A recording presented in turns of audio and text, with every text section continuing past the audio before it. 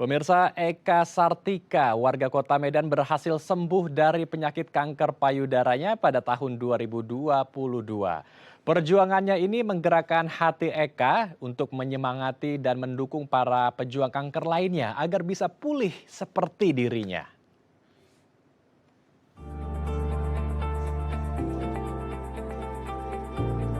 Sejak 4 tahun terakhir, Eka Sartika telah didiagnosa kanker payudara stadium 2B di dada sebelah kiri. Hal itulah yang akhirnya membuat Eka sempat berputus asa, sedih dan kecewa. Perempuan 47 tahun ini menempuh jalan untuk membasmi jaringan kankernya dengan mastektomi atau pengangkatan payudara guna mencegah sel kanker menjalar ke bagian tubuh lainnya. Keberhasilan perjuangannya dalam melawan penyakitnya, ibu dua anak ini kemudian terpanggil untuk memberikan semangat kepada para pejuang kanker lainnya. Eka rutin mengunjungi pasien pengidap kanker dan memberikan mereka kue, buah, dan juga semangat.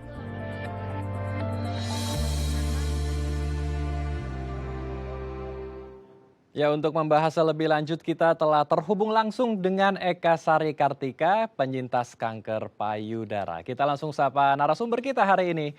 Selamat siang Bu Eka, apa kabar di sana Ibu? Selamat siang, semangat. Baik, tetap semangat ya, luar biasa sekali terlihat dari senyum Ibu Eka yang begitu sangat memberikan sukacita bagi kita yang melihat Ibu Eka. Ibu Eka, sebelum kita membahas tentang aksi Ibu, kita juga mengapresiasi karena bisa memberikan sukacita, kebahagiaan, dan juga memberikan semangat bagi para pejuang kanker lainnya. Nah, kita mungkin ingin mengetahui juga background dari Ibu Eka dan karena mungkin pemirsa juga masih Ya, banyak yang belum tahu. Ibu Eka dulu sempat berhasil melawan sakit kankernya ya. Itu boleh diceritakan Ibu. Saat itu apa yang membuat Ibu terkena sakit kanker, Bu Eka? itu kalau terima kasih saya diberi kesempatan. Itu menurut saya pribadi ya, karena saya bisa kena penyakit tersebut itu karena pikiran saya ya. Saya cepat stres, Hmm. saya mudah emosi, mudah marah ya, mudah marah, terlalu menganggap serius suatu masalah gitu. Dan saya sebenarnya itu terlampau perfeksionis kalau dibilang. Jadi sebenarnya setelah saya divonis kanker, saya baru mengetahui teman-teman kita lainnya itu ternyata pemicu dari kanker yang saya idap ini adalah stres. Oke, jadi Itu. karena di pikiran ya, jadi merambat kemana-mana. Ya, Jadi terlalu ya, memikirkan sesuatu yang besar dan sulit begitu sehingga ini menjalar ke bagian-bagian yang lainnya. Oke, lalu setelah ya. beberapa kali minum obat, tentunya juga berjuang melawan kansernya dan bisa sembuh. Nah, saya ingin melanjutkan nih. Setelah sembuh, Ibu tidak berhenti di sana, tetapi Ibu juga memberikan semangat bagi para pejuang yang masih melawan kanker di dalam tubuhnya. Apa yang membuat Ibu Eka mau memberikan semangat, mau memberikan dukungan bagi para pejuang kanker lainnya, Bu Eka? Ya, terima kasih. Yang membuat saya mau memberikan mereka semangat, membantu mereka itu karena saya melihat pada saat saya lagi melaksanakan atau melakukan proses pengobatan saya yaitu kemoterapi dan radioterapi. Pada saat saya di rumah sakit tersebut, saya melihat banyak sekali teman-teman seperjuangan saya yang ada yang lagi menangis, Hmm. termenung, merasa sedih, merasa terpuruk ya. Jadi saya pada awalnya itu saya mendekati mereka, saya mendekatkan diri dan bertanya. Ternyata ada salah satu pasien di situ, dia tidak bisa melakukan sinar Hmm. karena kartu BPJS-nya ada bermasalah dirujukan. Jadi saya coba membantu menyelesaikan masalah ibu tersebut dan ternyata hari itu juga beliau bisa sinar. Jadi dari situ saya berterima kasih juga kepada Tuhan ya, bangga pada saat itu. Jadi pada saat itu saya pulang ke rumah, saya bangga dengan apa yang telah saya lakukan tadi sehingga ibu tersebut bisa melakukan sinar. Itulah yang hari pertama dan hari kedua saya mulai melakukan hal-hal yang lain yang untuk bisa membantu para penderita kankernya yang ada di rumah sakit, baik itu untuk mengambil kursi roda atau membantu mereka, mengajarkan mereka untuk pendaftaran di prosedur BPJS itu bagaimana, ke counter 1 dulu, baru ke counter 2, baru tunggu antrian, baru nanti kapan jadwal CT simulator, kapan jadwal sinar. Jadi saya membantu mereka untuk mengajari mereka lah begitu supaya nanti besoknya mereka bisa sendiri gitu. Oke, luar biasa. Jadi Ibu ingin menjadi keluarga baru ya untuk mereka agar mereka tidak merasa sendiri dalam melawan penyakit kankernya. Begitu ya, Bu, ya? Iya, iya, Oke, iya, tetap benar. baik, tapi untuk bisa menemani orang yang sakit kanker, ini pasti tidak mudah ya, karena mungkin mereka ini lebih sensitif dari perasaan maupun mentalnya. Harus ada pendekatan tertentu dulu agar mereka mau menerima kita. Apalagi ketika dia, para pejuang kanker ini melihat ada orang asing yang baru saja dikenal mungkin mendekati dan memberikan dukungan moral ataupun dukungan berbagai macam hal. Tentu mereka pasti akan lebih mereject orang tersebut. Bagaimana pendekatan Ibu Eka agar bisa diterima oleh mereka? Ya, cara pendekatan saya baik itu saya pendekatan pas pada penyintas kanker yang ada di rumah sakit, ataupun saya ada juga ke kos-kosan yang berada di sekitaran rumah sakit Murid Teguh tersebut. Saya mengenalkan diri saya bahwa nama saya Eka dan Ibu sakit apa ya, begitu kan. Nama Ibu siapa dan Ibu dari daerah mana dan pengobatan yang Ibu lakukan itu apa. Hmm. Jadi saya dari tahap itu dulu, saya menanyakan hal tersebut dan apabila saya melihat mereka meresponnya dengan baik, saya akan memberikan pertanyaan lagi, pendekatan lagi yang lebih dalam lagi gitu. Jadi saya melihat respon mereka dahulu. Tapi sampai hari ini respon mereka itu, baik itu yang di rumah sakit ataupun yang di tempat kos-kosan itu, semuanya responnya oke ya, cuma paling ada 1 atau 2 orang saja ya, mungkin mereka lagi pikirannya lagi kacau ya, jadi tidak mau diganggu dulu. Itu ya kita harus maklumi ya, gitu sih, gitu. Baik. Jadi harus pendekatannya pelan-pelan karena ya kembali lagi mereka sedang berjuang melawan penyakitnya tentu lebih sensitif ya. Jadi harus ekstra sabar Bu Eka kalau ingin memberikan dukungan ke para pejuang kanker ini. Tapi luar biasa sekali Ibu tetap mau ya mendedikasikan diri untuk membantu mereka. Tadi Ibu mengatakan tidak hanya di rumah sakit ya, tetapi sampai ke tempat lain, ada ke kos-kosan Kosan. juga bahkan ya. Ini di mana saja sebetulnya aksi Ibu Eka dalam membantu para pejuang kanker? Apakah di beberapa titik rumah sakit dan sampai ke rumah-rumah warga yang berjuang melawan kankernya, Bu Eka? Iya, selain di rumah sakit, saya keliling naik sepeda motor, Hmm. mencari kos-kosan yang ada di sekitar rumah sakit. eee Ya, saya langsung di rumah sakit itu, di dekat situ kan ada kos-kosan ya, saya ke situ, saya mengetuk kamar mereka satu persatu, saya memperkenalkan diri, saya menanyakan mereka. Jadi saya door to door ya, ke Mhm. kosan yang satu, baru ke kos-kosan yang lain gitu. Dan saya melihat kehidupan yang mereka jalani di kos-kosan itu, sangat kekurangan ya, sangat kekurangan, di situ saya mulai simpati, dan apabila saya ada rezeki yang rezeki, besoknya saya ke sana lagi, tetapi saya dengan membawakan misalnya saya membawakan buah-buahan gitu, dengan membawa buah-buahan dan kalau misalnya ada lagi orang-orang baik, setelah melihat, Instagram saya, melihat TikTok saya ada memberikan mereka buah di kos-kosan. Nanti orang baik ada yang telepon, dia bilang dia mau menitipkan susu, boleh tidak? Atau menitipkan nasi kotak atau beras gitu kan. Jadi saya bilang, "Oke, saya menerima." Dan nanti saya akan tetap menyampaikan kepada mereka. Dan saya juga menyampaikan kepada orang baik tersebut, apabila orang baik tersebut juga ingin langsung terjun ke lokasi, ayo kita barengan, saya yang mendampingi, nanti orang baik tersebut yang langsung menyerahkan kepada pejuang-pejuang kanker yang berada di kos-kosan tersebut, begitu. Oke, luar biasa sekali. Jadi aksi baik Bu Eka ini juga menular ya kepada orang lainnya sehingga orang lain tersebut juga Mhm. tergerak mau membantu sesama yaitu orang-orang yang sedang berjuang melawan kanker di tubuhnya. Untuk bisa Iya. bermobilisasi, kan Ibu Eka pasti butuh budget ya untuk bensin, kemudian membelikan makanan, membelikan susu, dan kebutuhan lainnya lah untuk pejuang kanker tersebut Iya. butuh yang namanya uang atau budget.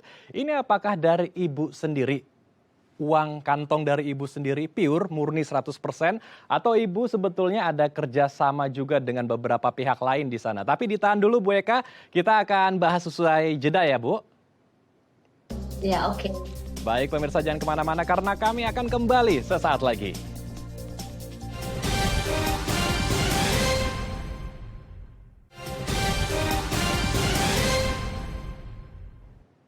Terima kasih pemirsa, Anda masih bersama kami di Halo Indonesia. Kita akan lanjutkan diskusi hangat kita bersama dengan Ibu Eka. Bu Eka, sebelum ke pertanyaan saya di segmen sebelumnya, saya juga ingin mengetahui aksi dari Ibu Eka yang memberikan semangat kepada para pejuang kanker di Medan, Sumatera Utara. Jadi, tidak hanya dukungan mental dan moral saja yang Ibu lakukan ke rumah sakit, tetapi ada begitu banyak sekali dukungan dan bantuan yang Ibu Eka berikan kepada pejuang kanker. Boleh diceritakan dan dijelaskan apa saja sebetulnya bantuan-bantuan yang sudah Ibu Eka berikan kepada mereka? Iya, terima kasih. Pada awalnya saya hanya memberikan bantuan seperti untuk melakukan pendaftaran secara prosedur di Rumah Sakit Muri Teguh ya, administrasi dan untuk perpanjangan rujukan. Jadi saya juga ada memberikan semangat, tetapi pada saat saya melihat mereka pada saat mengantri di rumah sakit, mereka sepertinya tidak ada uang ya, tidak ada uang untuk membeli makan siang. Dan padahal mereka harus mengantri melewati jam makan siang. Jadi pada saat itu saya membelikan roti kepada mereka, roti yang bisa kami konsumsi ya, bisa kami konsumsi, saya beli dan saya membagikan kepada mereka. Jadi dari situ berlanjut setiap hari saya ada rezeki, saya tetap membelikan kepada mereka, baik itu yang di rumah sakit atau di kos-kosan. Kadang-kadang saya membelikan mereka itu ya, kadang ubi kayu, ubi rambat, Hmm. pisang kepok, pepaya atau roti. Karena kalau saya disuruh beli susu, saya kan tidak sanggup. Jadi semampu saya belikan untuk mereka. Jadi setelah berfoto-foto ya, kami berfoto, ternyata setelah saya posting di Instagram, saya posting di TikTok, ada orang baik yang menelepon, menanyakan apakah saya mempunyai yayasan. Saya bilang saya tidak mempunyai yayasan, saya adalah penderita kanker. Jadi setelah itu barusan orang baik tersebut menawarkan apa boleh dibantu untuk menyalurkan susu yang akan dia berikan. Jadi saya bilang saya menerimanya dan saya juga menawarkan kepada orang baik tersebut apabila orang baik tersebut bersedia untuk ikut membagikan, saya yang mendampingi saja. Dan akhirnya orang baik tersebut ada beberapa kali ikut ke kokosan atau ikut ke tempat rumah sakit, langsung ke ruangan pasien. Langsung saya jumpakan mereka begitu. Itu kalau susu ya, karena soalnya susu kan mahal, jadi saya tidak sanggup. Oke, luar Terus ada biasa. lagi Silakan Ibu. Terus ada lagi, itu kalau kita sudah mastektomi ya, mastektomi itu adalah pengangkatan payudara. Dan dari Kenoker Darah Jakarta yang diketuai oleh Ci Syufun ya, Ciliana itu, saya ada masuk grup yang di Kenoker Darah, itu adalah membuat sumpalan payudara. Membuat sumpalan payudara yang untuk dibagikan kepada penderita kanker yang telah menjalani mastektomi, yaitu pengangkatan payudara. Jadi untuk Sumatera Utara sama Aceh, Eka yang salurkan, tetapi yang merajut itu komunitas kami yang ada di Jakarta, namanya Kenoker Darah Jakarta. Di situ juga ada diberikan untuk satu orang itu satu pasang sumpalan payudara. Jadi saya juga terima kasih kepada Kenoker Darah Jakarta ya, yang telah memberikan bantuan atas rajutan untuk bisa memberikan bagi-bagi kepada penderita kanker payudara yang telah mastektomi. Luar Itu. biasa sekali. Jadi kalau saya tarik garis Mhm. kesimpulannya adalah ini bantuan yang Ibu berikan berasal dari dana Ibu Eka pribadi ya, dari uang pribadi, kemudian aksi baik Ibu Eka juga menular kepada orang-orang lain untuk membantu sesama yang sedang berjuang melawan kanker di tubuhnya ya. Luar biasa sekali Ibu Iya. Eka. Bu, boleh diceritakan juga selain orang dewasa, Ibu Eka juga menemani anak-anak yang sedang berjuang melawan kankernya. Ini bantuan seperti apa lagi yang Ibu berikan kepada anak-anak tersebut? Bantuan awalnya kepada anak-anak tersebut, ya seperti awal juga tadi, saya menanyakan, saya memberikan semangat, saya Hmm. bernyanyi-nyanyi dengan anak-anak tersebut, buat TikTok, supaya mereka tetap happy walaupun dengan kesakitan obat kemo yang sedang mengalir di tubuh mereka ya. Jadi pada saat itu awalnya itu juga saya memberikan ya buah-buahan juga kepada mereka. Saya memberikan buah-buahan, semampu apa yang bisa saya beli. Ternyata setelah saya posting di TikTok dan di Instagram, ternyata ada juga orang baik yang telah memberikan susu, yaitu susu Pediasure. Jadi saya bisa membagikan kepada anak-anak penderita kanker, Pediasure dan Ensure. Jadi saya bisa bagikan kepada orang dewasa juga dan kepada anak-anak juga penderita kanker. Oke, luar biasa. Jadi tidak hanya orang dewasa, anak-anak juga diberikan bantuan agar mereka memiliki semangat yang sama seperti Ibu Eka untuk Ya, pulih seperti sedia kala. Oke, ya. apa yang Ibu Eka rasakan sih sebetulnya ketika memberikan semangat, memberikan dukungan mental, memberikan dukungan moral agar mereka bisa berjuang melawan penyakitnya? Apa sebetulnya yang Ibu rasakan? Apa yang membuat Ibu juga terus tergerak untuk melakukan aksi ini, Ibu Eka? Iya, yang saya rasakan pada saat, membantu atau hanya mengobrol saja dengan mereka, hanya dengan memberikan semangat, saya melihat ada rasa bangkit dan aura mereka itu lebih semangat ya, lebih semangat. Dari situ saya merasa senang karena saya pernah merasakan rasa keterpurukan yang, dirasakan mereka itu pernah saya rasakan. Jadi saya tahu apa yang mereka rasakan itu tidak bisa disampaikan dengan kata-kata. Jadi saya bisa memahami apa yang mereka rasakan, jadi saya tetap memberikan semangat. Eee dan yang saya dapatkan itu, saya tidak bisa sampaikannya dengan kata-kata. Hanya saya bangga dan terima kasih sama Tuhan, saya diberi kesempatan untuk memberikan yang terbaik, walaupun bukan dengan materi, tapi dengan, memberikan semangat, dengan mendoakan mereka, saya juga sudah mengucapkan syukur ya, masih diberi kesempatan nafas kehidupan, masih bisa memperbaiki diri saya, dan bisa menjadi berkat bagi banyak orang, Luar biasa. itu. Jadi Ya. motivasinya adalah menjadi berkat bagi sesama dan saya juga percaya Bu Eka apa yang Ibu sampaikan dari hati pasti akan sampai juga ke hati. Jadi tidak Ya. sia-sia apa yang Ibu Eka lakukan bagi para pejuang kanker di sana. Terakhir Ibu, bagi para pejuang kanker yang sedang berjuang melawan kankernya, apa pesan Ibu Eka untuk Hmm. mereka? Ya, sebelum saya menyampaikan pesan-pesan saya untuk teman-teman seperjuangan saya di sini juga ingin menyampaikan kepada seluruh, eee, seluruh umat ya, kepada seluruh semua orang apabila, mempunyai rezeki yang berlebih, saya mohon kalau bisa dibuat rumah singgah untuk penderita kanker di dekat rumah sakit. Karena mereka sangat membutuhkan sekali bantuan-bantuan dari orang-orang baik yang untuk bisa memberikan tempat tinggal kepada mereka.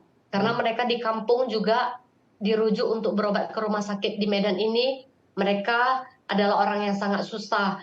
Jadi kalau mereka disuruh kos ke Medan itu kan mereka membutuhkan biaya untuk kos per bulan dan uang makan ya. Jadi saya memang, keinginan saya mempunyai rumah singgah ya, Mhm. tetapi saya tidak mampu. Jadi saya di sini berkesempatan menyampaikan di sini, apabila ada orang-orang baik yang benar-benar memiliki uang yang lebih, ayo kita sama-sama, eee, memberikan tempat tinggal kepada mereka, itu. Terima kasih. Baik. Terus Pesan-pesan saya kepada teman-teman seperjuangan dimanapun kalian berada, baik itu yang sedang menjalani kemoterapi, radioterapi, pengobatan rawat jalan, atau rawat inap, yang sekarang sedang dijalani di seluruh dunia atau dimanapun mereka berada, ayo tetap berdoa, tetap meminta pertolongan kepada Tuhan ya. Terus kedua itu menerima bahwa kanker tersebut ada di dalam tubuh kita. Ayo kita berdamai dengan dia. Dan yang kita ketiga, melihat banyak sekali teman-teman seperjuangan kita yang berada di kos-kosan ataupun yang sedang merawat inap di rumah sakit. Mereka sangat kesulitan sekali di dalam segi ekonomi ya. Jadi kita harus lebih banyak bersyukur dengan kehidupan kita sekarang ini. Karena lebih banyak lagi orang yang lebih di bawah kita, lebih membutuhkan ya. Terus yang keempat itu kita tetap harus ada usaha ya. Kita harus ada usaha untuk tetap bisa bangkit. Karena Tuhan tetap akan menolong orang yang tetap ada usaha untuk bisa bangkit. Jangan hanya mengeluh, tetapi tidak ada usaha dari diri sendiri untuk bisa bangkit dari penyakit tersebut. Terus kita juga yang saya mau sampaikan, kita juga harus meminta pengampunan kepada Tuhan ya.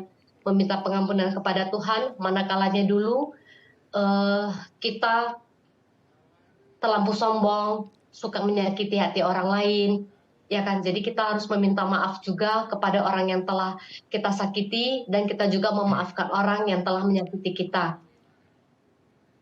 Terus pengalaman dari apalagi yang harus kita pesan untuk teman-teman ini adalah membuang akar-akar kepahitan yang ada di dalam pikiran kita. Tetap berpikir positif, tetap kuat, tetap semangat, jangan putus asa ya.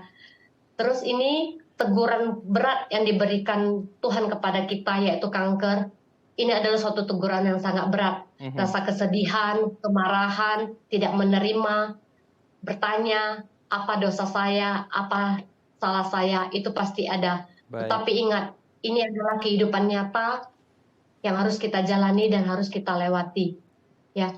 Baik. Tidak ada satu orang pun yang bisa membangkitkan kamu kecuali diri kamu sendiri. Baik. Ya. Jangan menyerah. Kita pasti bisa. Baik. Semangat.